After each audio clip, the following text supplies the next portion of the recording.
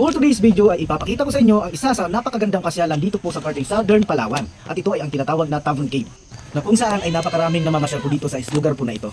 So sa Tavon Cave po, dito rin po nakita ang manunggol jar na sinasabi o makikita natin sa 1,000.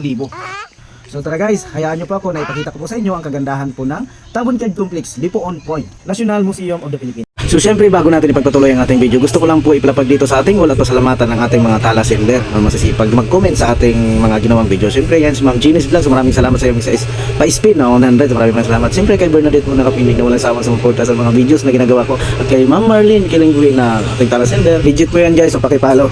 So syempre, gusto ko rin i-shoutout si Ma'am Maripel Tiberos Rivera, si Ma'am Corazon Gastones at si Jonathan Estrada. So maraming salamat sa inyo. At hindi pa uli dyan yung ating barkada, si Ray Oblan Rua, shoutout sa iyo. Cheryl dyan Magkuko, shoutout. So let's go guys, dahil natin yung kahabaan ng bundok na tinatawag po nila dito po sa Tavon Cave. So mamasyal tayo guys sa Tavon Cave.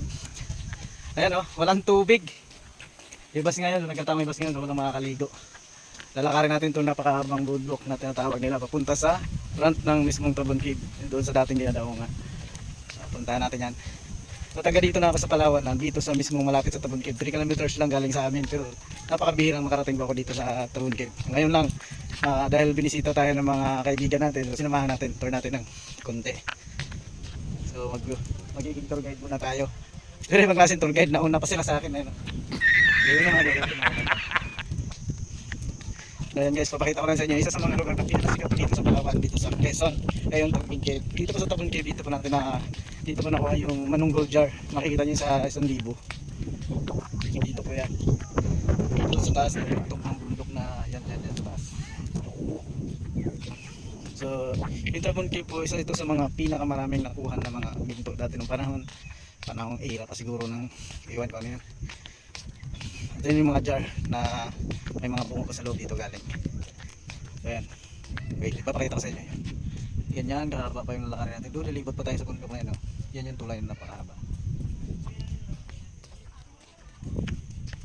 Doon sa pinakadulo na yun, doon pa tayo pupunta. Ayan guys, let's go. May pamodel nga pala tayo sa mga part na yan. Uy, may face. Wow! Gunggong! Barinig kita sa mukha! Ayun.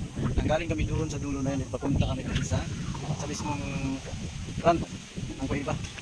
Kasama kayo mag-ginawa. Kasama nandito pala yung mga taga-nahan. So, dito lang kami nakita-kita. Kasama sa Ninong Kantago. Shout out sa inyo. Dito na guys, narating na natin yung pinaka-entrance nya, no? Pagpapasok ka ng pag-aakyat ka sa loob ng Tavon Cave. So, yan ang may merong nagdaan. So syempre, bago nga po pala tayo makakapasok sa loob ng kuweba o sa itaas, kailangan po muna ng technical briefing. So ayan nga po, nagti-technical briefing po dyan si Sir Gary. So ayan, kabals ko po yan nung panahong college po ako. So syempre, para malaman po natin yung mga rules and obligation natin na gagawin kapag tayo ay papasok sa kuweba. Kaya pakinggang mabuti yung mga paalala. O bago tayo pumasok sa loob, dapat alam natin yung mga gagawin natin. Alam natin yung mga bawal hawakan, alam natin yung mga hindi dapat pakialaman. Kagaya sa pakikialam mo sa buhay ng ibang tao. Yes!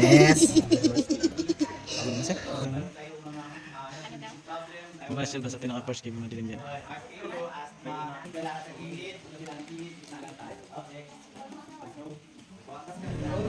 So let's go guys. Yan, pasok na tayo sa loob. Napakadilim, ano? Kailangan din po pala natin dito ng flashlight. O kaya yung flashlight sa cellphone, okay na yan, laban na yan. Para hindi po tayo matisod sa ating dadaanan. Ayan, mapapansin nyo po, napakadilim sa loob. So paglampas po niyan, may liwanag sa unahan, and then yung madadaanan naman natin sa iba, meron namang mga madadilim na area kapag pumapasok po tayo sa loob ng kuweba. Ayan, dilim. Ayan na guys, hindi natin sila makita. Ayun, tatagos doon sa pinaka